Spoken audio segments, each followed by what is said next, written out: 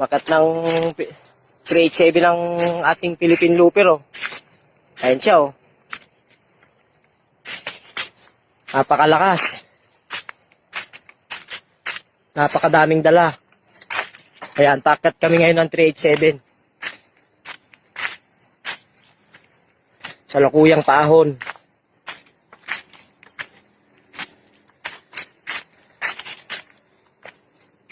Napakalakas talaga ni Kuya.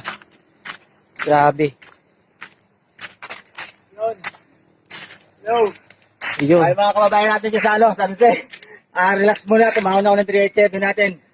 Ano to eh? Philippine Loop Hiking Edition.